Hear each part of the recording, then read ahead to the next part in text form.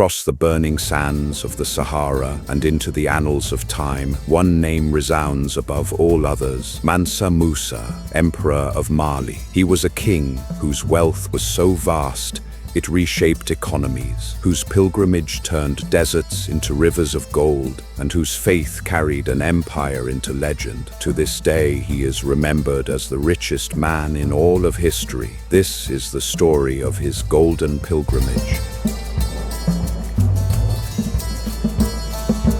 Mansa Musa was the 9th ruler of the Mali Empire, reigning from around 1312 to 1337. His empire stretched across much of West Africa, from Guinea and Senegal to Mauritania, the Gambia, and Mali itself. At the height of his power, Musa commanded the trade in gold, salt, ivory, slaves, and spices. Through Mali's control of these trade routes, unimaginable wealth poured into his coffers. Yet for Musa, gold alone was not enough. As a devout Muslim, he yearned to fulfill the sacred duty of every believer, the pilgrimage to Mecca.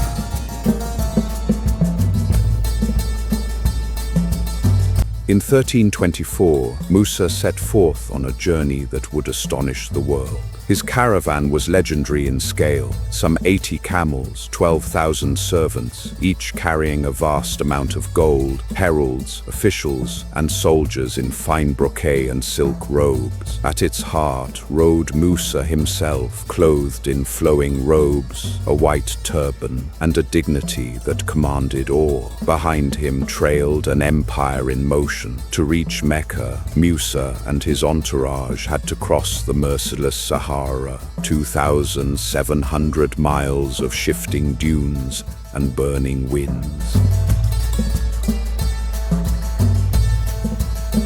Days blazed with unrelenting heat, while nights froze under endless stars. Sandstorms battered the caravan, and water was scarce.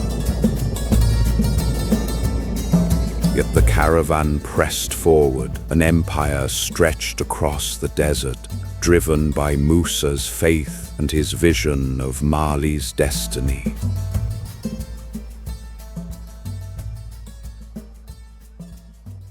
In July 1324, after weeks of hardship, Musa's caravan reached Cairo, jewel of the Islamic world. They camped for 3 days by the pyramids of Giza before crossing the river Nile into Cairo on the 19th of July. For 3 months, Egypt watched in astonishment as the Malian emperor gave and spent with a generosity never before seen. He gifted gold to the poor and funded mosques. His wealth was so vast, so overwhelming that the Egyptian economy itself faltered. The value of gold fell, and for more than a decade, its price in the Middle East never recovered. The Sultan, Al-Nasir Muhammad, received Musa with respect, exchanging gifts and establishing bonds of diplomacy with the richest king on earth.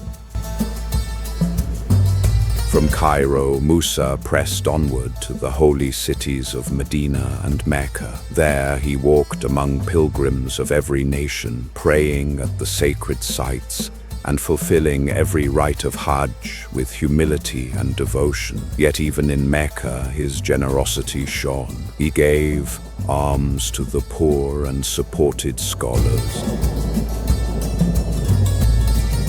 To the faithful, he was not just a king, he was a devout Muslim, glorifying God with his wealth and his humility. But the return journey was a stark contrast. Many of Musa's followers perished from cold, hunger, and bandit raids before reaching Suez. Supplies dwindled. The once endless river of wealth now ran dry. Musa was forced to borrow money from Cairo's merchants, and even resold goods he had earlier purchased, plunging himself into debt. Yet fortune still followed him, for along the way he met brilliant minds. among them the Andalusian poet and scholar Abu Ishaq al-Sahili, whose eloquence and knowledge impressed him deeply. Musa persuaded al-Sahili, along with other jurists and architects, to return to Mali with him.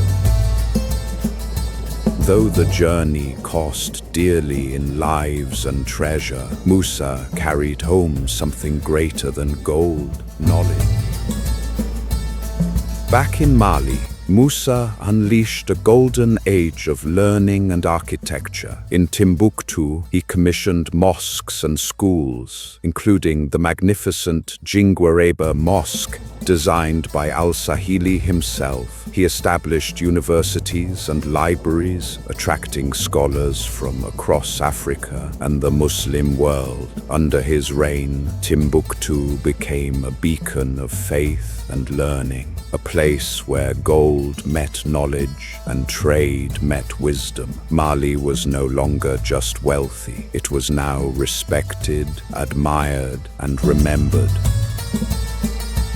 Word of Musa's pilgrimage swept across the world. In Europe, cartographers drew his image upon maps. The famous Catalan Atlas of 1375 depicts him seated on a throne, holding a golden nugget, crowned as the king of Africa's riches. West Africa, once distant and little known, was now etched into global imagination.